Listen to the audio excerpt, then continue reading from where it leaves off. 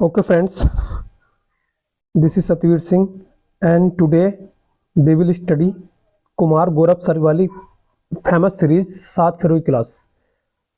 Friends, ये अगर आप क्लास देखते हो पूरी तो आपको इसमें बहुत सारा तो देखो इसमें काफ़ी सारी बातें आपको आज क्लियर हो जाएंगी। तो मैं आपको कुछ बताना चाहता हूँ इसमें कि ये 7 फरवरी वाली class bye Kumar Gaurav sir ये बहुत फेमस क्लास है।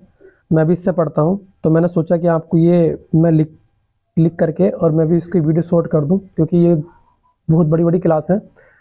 तो इसमें नोट्स के तरीके से आप जल्दी समझ जाओगे। ठीक है, चलो स्टार्ट करते हैं अभी। तो पहला क्वेश्चन है, डॉक्टर भीमराव अंबेडकर ने संविधान का हृदय और आत्मा किसे कहा है?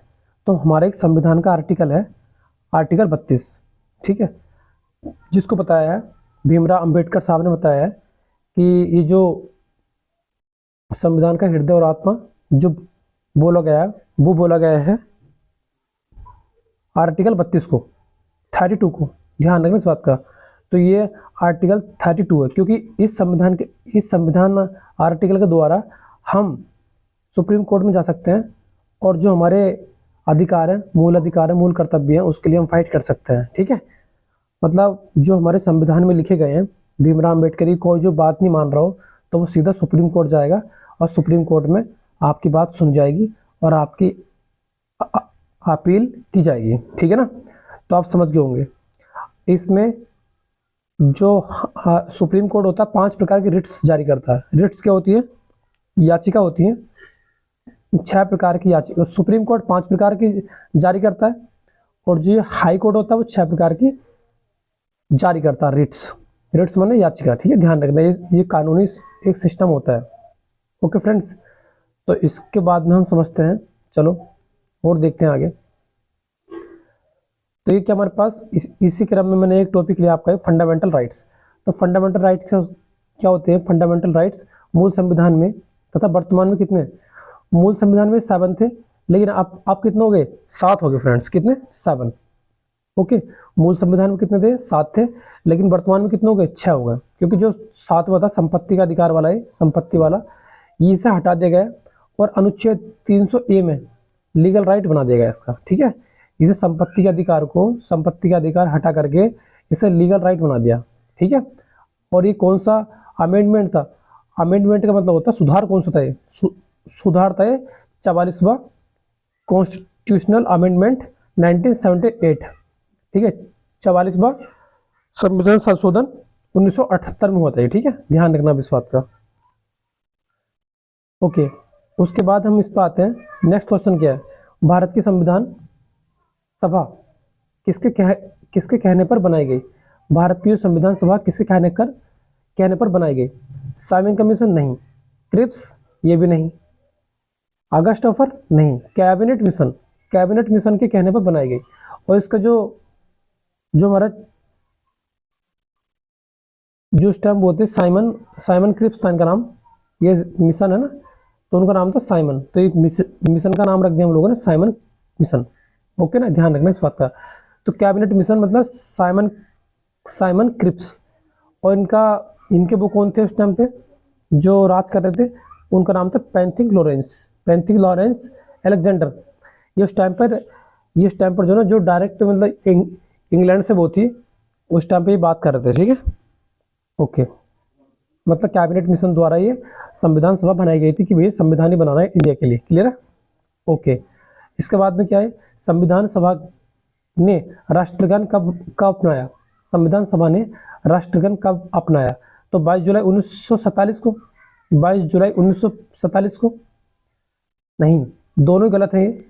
सही वाला हमारे पास ये 24 जनवरी 1950 को ये अपनाया गया था। और 2 दिन बाद 26 जनवरी को 2 दिन बाद 26 जनवरी को हमने क्या करा था? 2 दिन बाद 26 जनवरी को हमने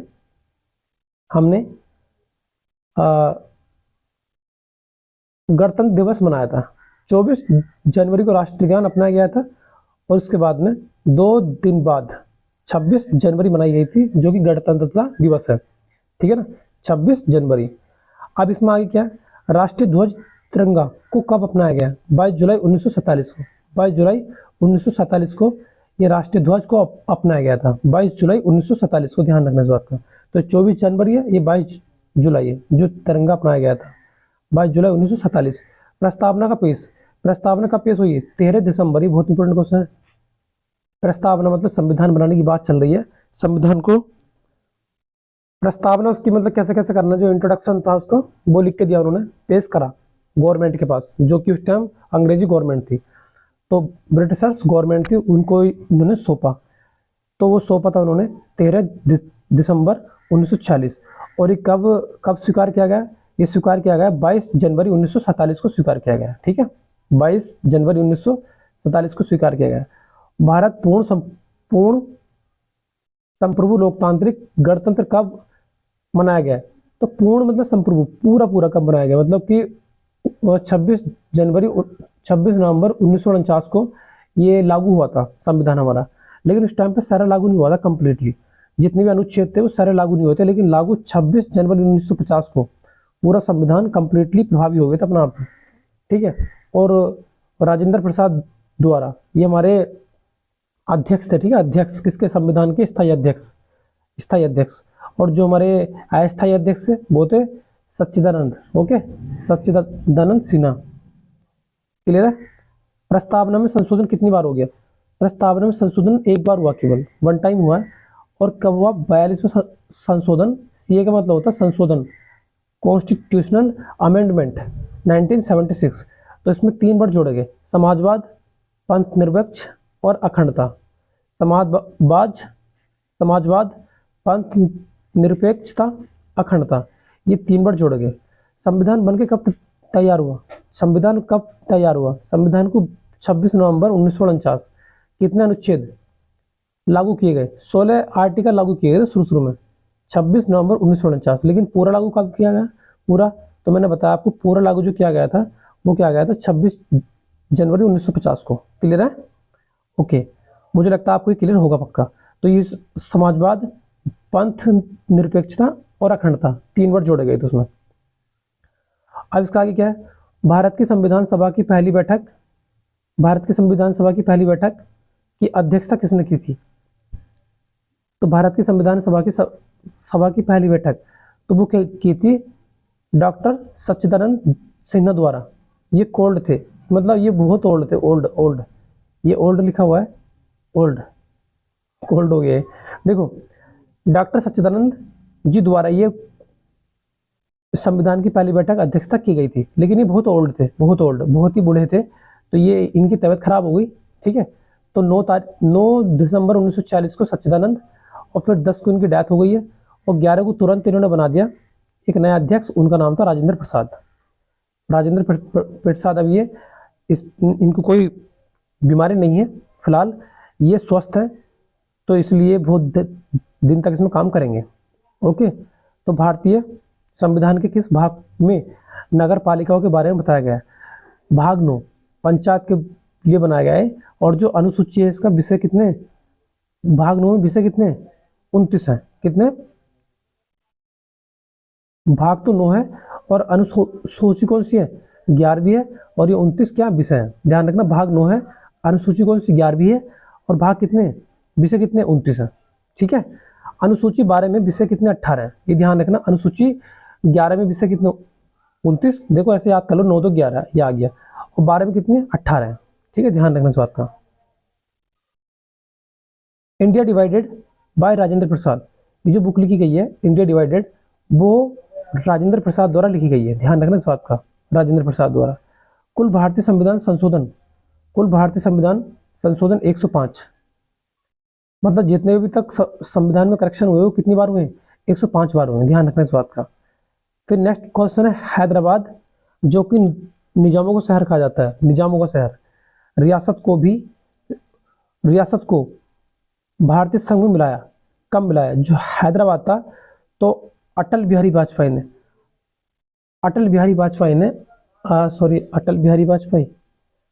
देखो इसमें थोड़ा डाउट है मुझे, इसमें आप देख लेना।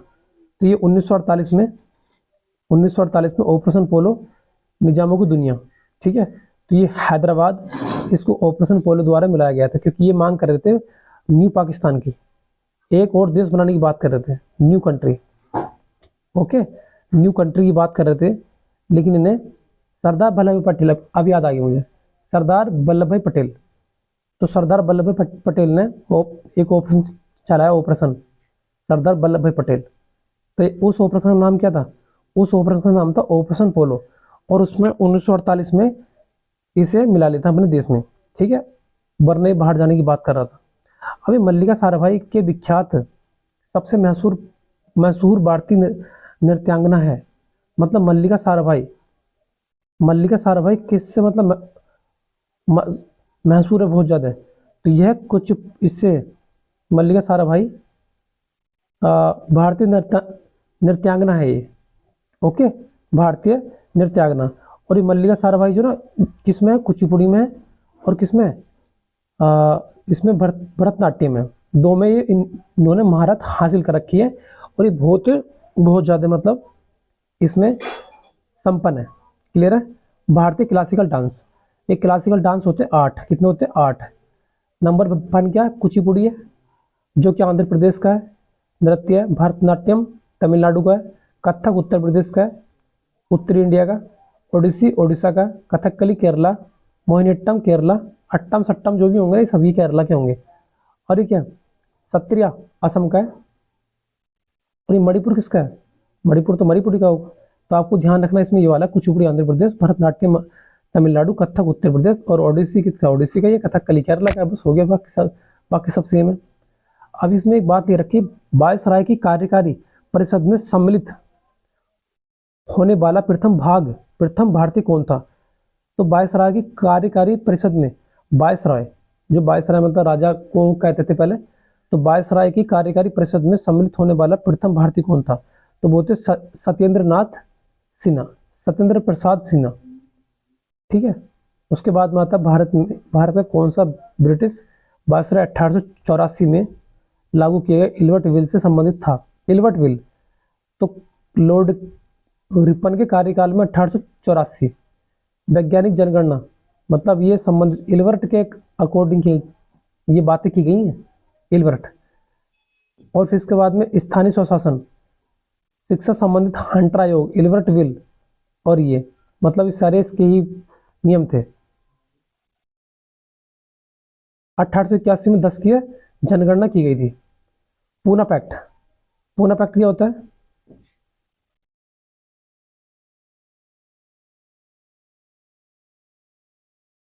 पूना पैक्ट फ्रेंड इसमें क्या था?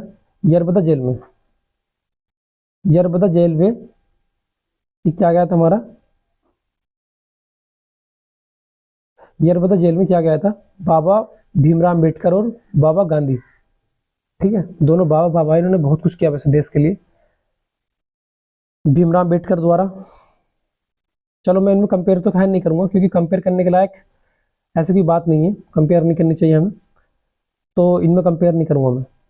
लेकिन फिर भी मैं एक बात कहना चाहूँगा कि जो भीमराव अम्बेडकर ने करा है वो अपनी जगह अलग है, और जो गांधी जी ने किया वो अपनी जगह अलग है।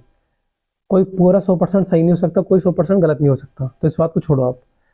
गरम दल, नरम दल, देखो उस टाइम पे जो ना पूना पैक्ट, तो गरम दल नरम दल जो ना उसके बाद में 1907 में ब्रेकअप हो गया था। ब्रेकअप मतलब गरम दल नरम दल, जो कांग्रेस की पार्टी थी ना कांग्रेस, तो कांग्रेस का ब्रेकअप हो गया था इनटू द गरम। गरम मतलब जो मतलब जो लड़ाकू लोग थे बहुत ज्यादा, जैसे लाल बहादुर शास्त्री, बाल गंगाधर तिलक, और पाल मतलब वो थे लाल बाल पाल, विपिन है ना, वो लड़ाकू थे बहुत ज्यादा। और जो ये महात्मा गांधी वाला दल हो गया, महात्मा गांधी अम्बेडकर, ये नरम दल था। और ये उसके बाद में गरम दल और नरम दल का क्या हो गया? पैचअप हो गया, जुड़ गए। किस ईयर में? 1916 में अंबिका चरण मजूमदार की अध्यक्षता में। उस टाइम अंबिका चरण मजूमदार ये अध्यक्षता कर रहे थे किसकी? सॉरी, ये कर रहे थे अध्यक्षता कांग्रेस की। फिर उसके बाद में कराची अध्यक्ष 1971। कराची अध्यक्ष फ्रेंड्स को देखते रहिए आप, कोई बात नहीं, ठीक है, आपको समझ में आ जाएगा ये। कराची अध्यक्ष 1971 भाई पटेल। तो बंगाल के विभाजन में कराची अध्यक्ष, बंगाल विभाजन में कौन वायसराय था? कर्जन था, कर्जन। और असहयोग आंदोलन 1920 चेम्सफोर्ड वायसराय के समय में हुआ था। सविनय अवज्ञा आंदोलन 1930, सविनय अवज्ञा आंदोलन 1930 वायसराय इरविन इरविन के समय में हुआ था। सविनय अवज्ञा आंदोलन 1930 वायसराय इरविन के समय में हुआ था। भारत छोड़ो आंदोलन, भारत छोड़ो आंदोलन लिन लिथगो 1942, भारत छोड़ो आंदोलन लिन लिथगो। इसके बाद में रोलेक्ट एक्ट 1919 किसके द्वारा लागू किया गया? ये रोलेक्ट एक्ट ऐसा था, मतलब चलो इसको बता देता हूँ पहले। भारत छोड़ो आंदोलन क्या था? लिन लिथगो द्वारा। उस टाइम पे जब भारत छोड़ो आंदोलन के नारे लग रहे थे भारतीयों द्वारा, तो उस टाइम अंग्रेज शासक कौन था? वो थे लिन लिथगो, और ये 1942 की बात है। इसके बाद में रोलेक्ट एक्ट 1919 किसके द्वारा लागू किया गया था? तो मतलब ये एक्ट था, मतलब ये इसमें क्या था कि ना दलील, ना अपील, ना कुछ, ना कानून, मतलब सब कुछ राजा के हाथ में। तो ये गलत है, ठीक है। जनता की गलती ना हो तब भी तुम उसे गलती दोगे, फिर सजा दोगे। कर्जन काल, कर्जन काल बहुत इंपॉर्टेंट है।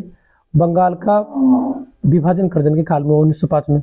स्वदेशी आंदोलन 1905 में हुआ। जब विभाजन हो रहा था तो उस टाइम पे लोग कह रहे थे कि हमें अपना देश को टुकड़े नहीं कराने हैं, ठीक है, मतलब हमें बंगाल का विभाजन नहीं करना है, लेकिन ये लोग लगे पड़े थे। तो उस टाइम पे स्वदेशी आंदोलन चला था। पुरातत्वविदों, पुरातत्व का मतलब होता है कि जमीन में से कुछ चीज निकाल रहे हैं और उसके बारे में जानकारी प्राप्त कर रहे हैं। तो जो ऐसा काम करते हैं तो वो होते हैं पुरातत्ववादी।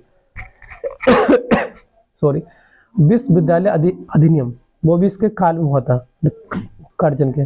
सेकंड दिल्ली दरबार, वो भी कर्जन के। राखी बांधना, ये भी कर्जन के द्वारा हुआ था, क्योंकि उस टाइम पे जब ये सब लोग अपने अपने देश के को लड़ रहे थे कि इंग्लैंड, मतलब अंग्रेजी शासन में वो ये बंगाल का विभाजन कर रहे थे, तो इसलिए बंगाल का विभाजन ना हो तो हिंदुस्तानी लोगों ने क्या करा था, एक दूसरे का राखी बांधनी स्टार्ट की थी, ठीक है ना। ज्यादातर रेल का विकास एवं प्रसार भी कर्जन के द्वारा हुआ था, ध्यान रखना इस बात का। लेकिन जो स्टार्टिंग किसने की थी? लॉर्ड डलहौजी ने की थी। क्लियर है। भारत का कौन सा गवर्नर, देखो ये वाले क्वेश्चन बहुत इंपॉर्टेंट है, ये बहुत ज्यादा इंपॉर्टेंट क्वेश्चन है, मतलब ये आते हैं। तो भारत का कौन सा गवर्नर जनरल, भारत का कौन सा गवर्नर जनरल था? ओवन मेरिडिथ के नाम से कविता लिखता था। भारत का कौन सा गवर्नर जनरल ओवन मेरिडिथ के नाम से कविता लिखता था? बंगाल के पीछे, बंगाल के पहले गवर्नर कौन थे? क्लाइव थे। और अंतिम कौन थे? Warren Hastings. देखो इसको ध्यान से समझना आप लोग। बंगाल के पहले गवर्नर कौन थे? पहले वो क्लाइव थे, लेकिन अंतिम कौन थे? बंगाल के, ध्यान रखना, ये बहुत बड़ा पंगा है। तो बंगाल के प्रथम गवर्नर कौन थे? Clive, Robert Clive. और अंतिम कौन थे? Boring Hastings. लेकिन आती बंगाल के गवर्नर जनरल की, तो ये बोरिंग हेस्टिंग यहाँ आ जाएंगे और बेंटिंग अंतिम हो जाएंगे, फिर बेंटिंग यहाँ आ जाएंगे। मतलब जो अंतिम हो रहा है वो यहाँ प्रारंभिक बन रहा है, ध्यान रखना इस बात का। गवर्नर, फिर गवर्नर जनरल का पद, फिर भारत का गवर्नर जनरल, फिर गवर्नर जनरल का पद हटा दिया, ये फिर वायसराय का रख दिया। तो इस प्रकार से, तो मैं फिर से एक बार रिपीट कर देता हूँ आपको ये वाली बातें। तो इसमें क्या है, इसमें रिपीट कर देता हूँ मैं कि भारत, बंगाल के प्रथम गवर्नर कौन थे? Robert Clive. और अंतिम कौन थे? Boring Hastings. बंगाल के गवर्नर जनरल कौन थे? ये बोरिंग हेस्टिंग यहाँ आ गया, और बेंटिंग अंतिम थे। अब बात आती है भारत का गवर्नर जनरल, तो बेंटिंग होंगे प्रथम और अंतिम कौन होंगे? कैनिंग। अब भारत का वायसरॉय कौन है? कैनिंग। और ये क्या थे? माउंटबेटन, लास्ट 3 जून की योजना, माउंटबेटन। फिर भारतीय ये चाहता था कि माउंटबेटन चाहता था कि भारत और पाकिस्तान 2 मुल्क बने, ठीक है। भारतीय अंतिम वायसराय कौन था? सी गोपालाचारी, ठीक है ना। ये क्वेश्चन बड़ा इंपॉर्टेंट है, जरूर आता है। इसमें क्या, किस वायसराय के कार्यकाल के दौरान भारत की राजधानी कोलकाता से स्थानांतरित होकर दिल्ली बनी? तो 1911 में ये चर्चा चली कि हाँ यार, राजधानी यहाँ से दिल्ली लेके जाओ, क्योंकि दिल्ली सेंटर में आ रहा। जॉर्ज पंचम, जॉर्ज 5 इंग्लैंड के सम्राट थे, इस टाइम पे भारत में आए थे। जॉर्ज फिफ्थ इंग्लैंड के सम्राट थे और भारत में आए थे। उनकी वाइफ पत्नी मैरी, नाम था उनका मैरी, ठीक है, मैरी आई थी। घोषणा कब हुई थी? घोषणा मतलब सिस्टम कब रखा गया इसका? 1911 में। लेकिन दिल्ली में जो दरबार लगा वो क्या 1912 में, और फिर राजधानी बना दिया गया उसे। तो 1911 में कोलकाता में बातें की। फिर जो हार्डिंग के शासनकाल में, क्योंकि यहाँ पे जो वो तो जॉर्ज सम्राट जो आए थे तो वो तो इंग्लैंड से आए थे, लेकिन यहाँ पे कौन अध्यक्ष थे कर रहा था, यहाँ पे तो कर रहा था ना, तो उनका नाम था हार्डिंग, क्योंकि ये अंग्रेजी था, अंग्रेजी शासन था ना, अंग्रेजी कर रहा था, लेकिन वो तो घूमने आए थे बस ऐसे बंटवारा करने। और 1912 में क्या हुआ, बना दिया गया उसे राजधानी, कोलकाता से दिल्ली। सांप्रदायिक निर्वाचन 1909। सांप्रदायिक का मतलब फ्रेंड्स होता है कि पूरा समुदाय, मतलब हिंदू मुस्लिम सब। तो इसमें क्या था 1909 में मार्लो मिंटो एक्ट मुस्लिमों के लिए अलग से वोटिंग सिस्टम की मांग की गई थी। एक तो मार्ले मिंटो एक्ट है, और एक मुस्लिमों के लिए अलग से वोटिंग सिस्टम की मांग की गई थी मुस्लिमों द्वारा, ठीक है। फिर इसके बाद में regulating act 1773 act, act of 1909 act, regulating act, ठीक है। ये जो एक्ट है वो 1909 का है, और संशोधन कब करा इसमें 1919 में, और भारत सरकार का एक्ट 1935 है। इसके बाद में सर्वेंट ऑफ इंडिया सोसाइटी के संस्थापक कौन थे? सर्वेंट ऑफ इंडिया के सोसाइटी के संस्थापक थे हमारे पास, वो कौन थे? गोपाल कृष्ण गोखले, ध्यान रखना इस बात का। एमजी रानाडे कौन है? प्रार्थना समाज के। ज्योतिबा फुले सत्य शोधक समाज के। खान अब्दुल गफ्फार खान, ये थे हमारे पास लाल कुर्ती दल, ध्यान रखना इस बात का, लाल कुर्ती दल। अब ये क्वेश्चन देखो, मैंने यहाँ मिक्स क्वेश्चन लिया आपको। मिक्स क्वेश्चन से फायदा ये होगा कि आपका रिवीजन एकदम अच्छा हो जाएगा, और आप बहुत कम समय में ये रिवीजन कर सकते हो, ठीक है। तो आप इसे लगातार देखते रहिए, और अगर एक बार में समझ में नहीं आती तो वो दोबारा देख सकते हो, क्योंकि आपको दोबारा देखने में टाइम नहीं लगेगा। बक्सर की लड़ाई 1764 रॉबर्ट क्लाइव, ठीक है, क्लाइव के समय अंतराल में हुई थी। प्लासी का युद्ध 1757 में, प्लासी का युद्ध 1757। संधि कब हुई थी वहाँ की? इलाहाबाद की 1765 में, ध्यान रखना इस बात का, 1765 में इलाहाबाद की संधि हुई थी। प्लासी का युद्ध 1757, बक्सर का युद्ध 1764 में हुआ था, ध्यान रखना इस बात का। निम्नलिखित में किसके द्वारा बंगाल का स्थायी मालगुजारी बंदोबस्त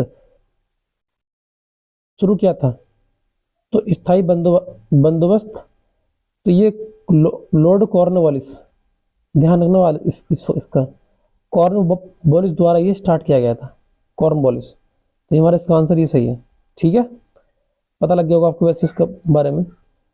व्यवस्थाएं राजाओं द्वारा, व्यवस्थाएं मतलब राजा द्वारा, बहुत इंपॉर्टेंट क्वेश्चन है। तो व्यवस्था 3 प्रकार की होती थी पहले, स्थायी बंदोबस्त, जिम्मेदारी व्यवस्था, और कॉर्नवालिस द्वारा पब्लिक सेक्टर वाला, पुलिस वाले भी इसमें था, ठीक है। तो ये स्थायी बंदोबस्त, इसमें पुलिस व्यवस्था सब कुछ आता है। इसके बाद महलवाड़ी, फिर इसके बाद में रैयतवाड़ी, ठीक है। 3 व्यवस्थाएं हैं, और इनको ध्यान से समझ लेना आप। पुर्तगाली यात्री वास्को डी गामा का कालीकट आने पर भव्य स्वागत करने वाले भारतीय राजा का नाम क्या था? उसका नाम था जमोरिन। क्या नाम था उसका? जमोरिन नाम था उसका, जिसने उनका भव्य स्वागत किया था केरला तट पर। और ये किस लिए आया था? 1498 में आए थे पुर्तगाली वास्को डी गामा, मसालों के लिए आया था, ध्यान रखना इस बात का। कृष्णदेव राय के जो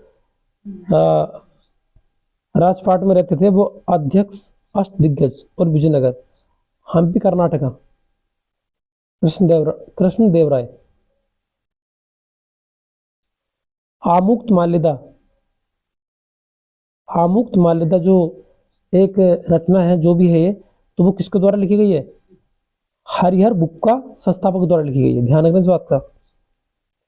निम्नलिखित में से कौन से पुर्तगाली नेता को ब्लू वाटर पॉलिसी, कौन से पुर्तगाली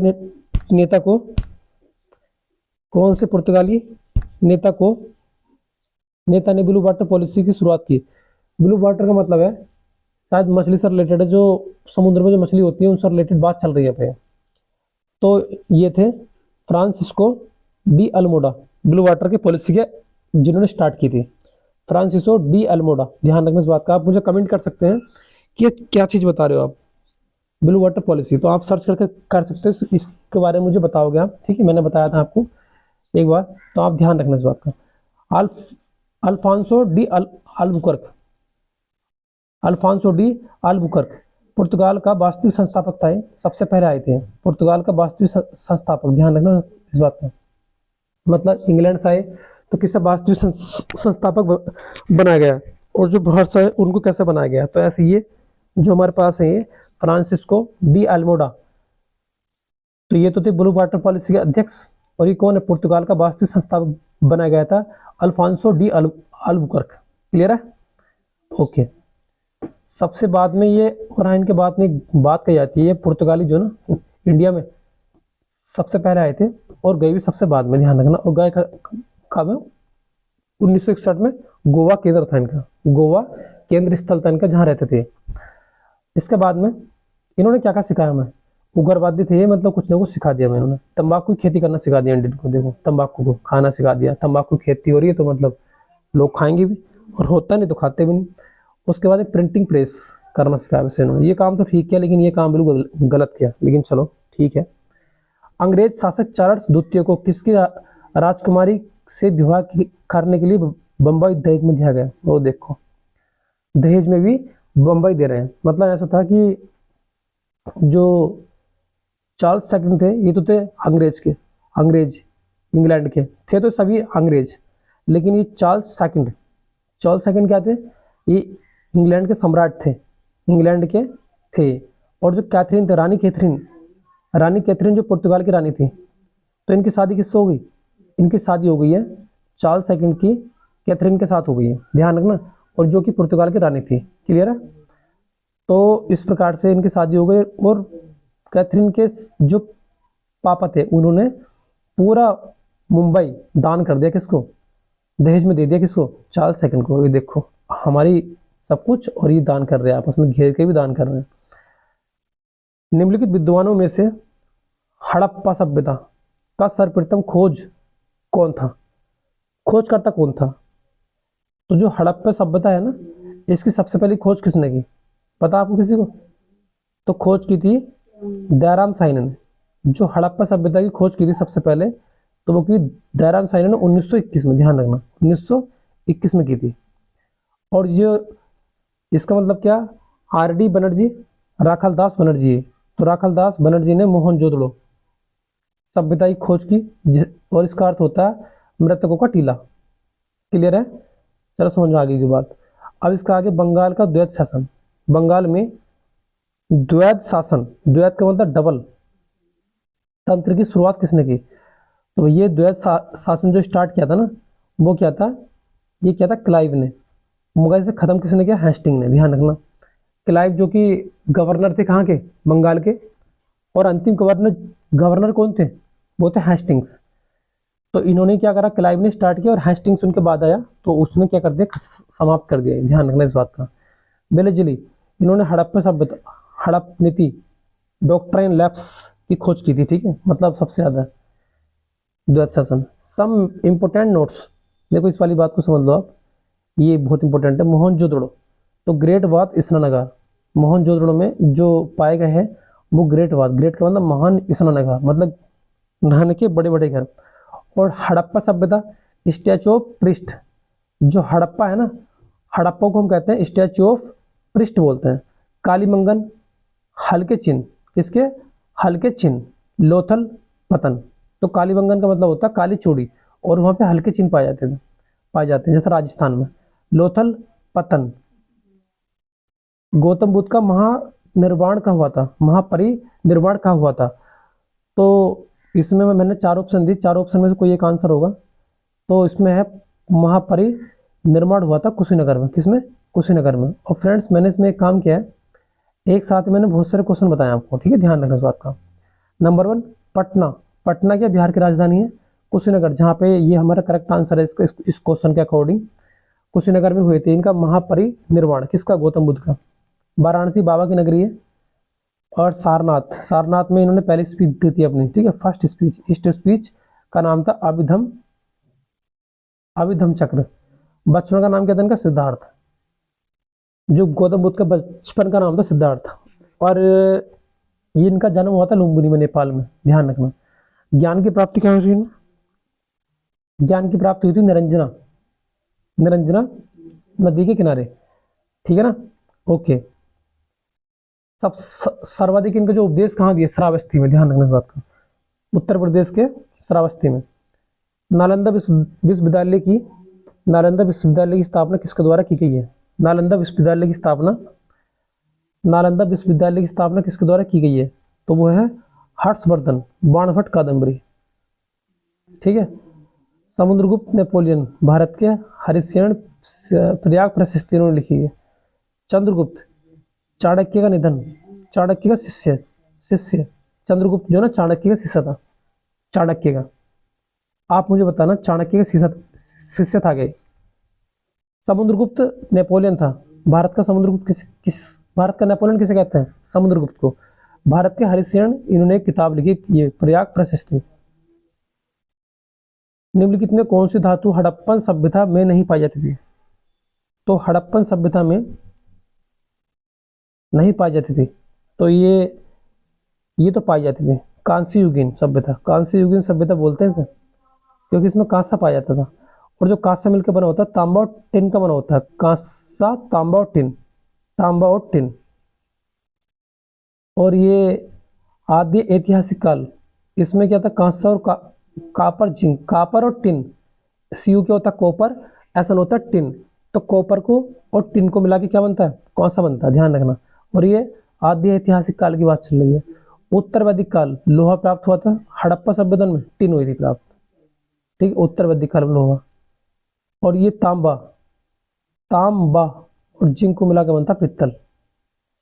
निम्नलिखित में से किस नदी को वैदिक काल में परुष्णी के नाम से जाना जाता है? तो इसमें क्या है? निम्नलिखित में से किस नदी को वैदिक काल में परुष्णी के नाम से जाना जाता है? रावी, रावी नदी को परुष्णी कहते हैं, ध्यान रखना, ठीक है। और ये हड़प्पा सभ्यता के पास है, सॉरी। रावी को परुष्णी कहते हैं, चिनाब को अस्कनी कहते हैं, चिनाब अस्कनी। झेलम विथिस्ता, झेलम का मतलब जिस पे जो झेलता है उस पर बीतती है। रावी परुष्णी, ठीक है। ब्यास, ये ब्यास ही होता है इसका नाम, ठीक है, ध्यान रखना इस बात का। अब इसके बाद निम्नलिखित में से कौन सा वेद वेद त्रय भाग में नहीं है? वेद त्रय, तो ऋग्वेद क्या है? गणित, गणित, गायत्री मंत्र, 10 मंडल, 128 सूक्त, ये सब इसमें है। यजुर्वेद में के 2 प्रकार होते हैं, शुक्ल, शुक्ल यजुर्वेद, कृष्ण यजुर्वेद। सामवेद सोना गाना, सामवेद में क्या था? गाना, नृत्य करना, ये सब आता है। अर्थवेद जादू टोना तथा वशीकरण, जो अर्थवेद है इसमें जादू टोना की बात ज्यादा की गई है। प्रथम बौद्ध परिषद कहाँ, प्रथम बौद्ध परिषद कहाँ आयोजित की गई है? प्रथम बौद्ध हुई थी राजगृह में, राजगृह में। फिर कहाँ हुई थी? वैशाली में। तीसरी पाटलिपुत्रा, चौथी कश्मीर में हुई थी। और जब कश्मीर में हुई थी तो वहाँ 2 प्रकार के बने थे। कश्मीर में जब बने थे तो वहाँ इसके 2 भाग बन गए थे बौद्ध समुदाय के। एक तो महायान में बढ़ गया था और एक ही हीनयान में बढ़ गया था। महायान और एक हीनयान।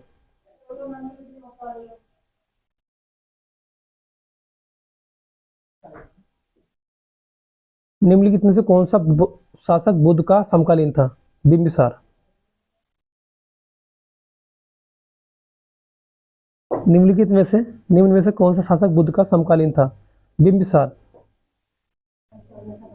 बिंबिसार मगध शासक का वास्तविक शासक था। बिंबिसार मगध शासक का वास्तविक शासक था, ध्यान रखना इस बात का। मगध का बिंबिसार। जैनिज्म, इसके बारे में बताना चाहता हूँ मैं। जैनिज्म, जैनिज्म का मतलब जैन, जैनों के बारे में बात बतानी, जो जैनिज्म को मानते थे। त्रिपिटक, जैनिज्म के वो है। त्रिपिटक कितने थे? 3 थे। एक क्या था? विनय, सुत, अधिगम, बौद्ध धर्म। इसके बाद में त्रिरत्न, ये वाला थोड़ा डाउटफुल लग रहा है मुझे। अधिगम, महा, ये इसके हैं बौद्ध धर्म के, ये बौद्ध धर्म के, बौद्ध धर्म के, ध्यान रखना इस बात का। ये बौद्ध धर्म के हैं। और ये किसके? त्रिरत्न, जैन, सम्यक दर्शन, सम्यक ज्ञान, सम्यक चरित्र। तो ये है जैन धर्म के, ध्यान रखना, ये जैन धर्म के और ये बौद्ध धर्म के। फिर से एक बार बता देता हूँ आपको, ये बौद्ध धर्म से रिलेटेड है, बौद्धिज्म, बौद्धिज्म। और ये किससे है? ये जैनिज्म, जैनिज्म, जैन। ठीक है फ्रेंड, चलो सही है। बौद्ध धर्म के त्रिरत्न थे, बुद्धम, देखो त्रिरत्न क्या थे? बुद्धम, धम्मम, संघम। ओके, इन्हें छोड़ो आप। महावीर स्वामी का जन्म कहाँ हुआ था? महावीर स्वामी का जन्म हुआ था, कहाँ हुआ था बताओ? महावीर स्वामी का जन्म कहाँ हुआ था? महावीर स्वामी का जन्म हुआ था, ये हुआ था लुम्बिनी में हुआ था। कहाँ हुआ था? कुंडग्राम हुआ, सॉरी कुंडग्राम में, लुम्बिनी के कुंडग्राम में हुआ था। ठीक है, इस बात का ध्यान रखना, कुंडग्राम में हुआ था शायद। सही है, ये गलत है, यहाँ पे हुआ था महात्मा बुद्ध का, ध्यान रखना इस बात का, महात्मा बुद्ध का नेपाल में, लुम्बिनी। ये थोड़ा ध्यान से हटना मेरे। अभी कुंडग्राम में, कुंडग्राम हुआ था महावीर स्वामी का। ठीक है, इनके बचपन का नाम क्या था? इनके बचपन का नाम था वर्धमान। क्या नाम था इनका? वर्धमान।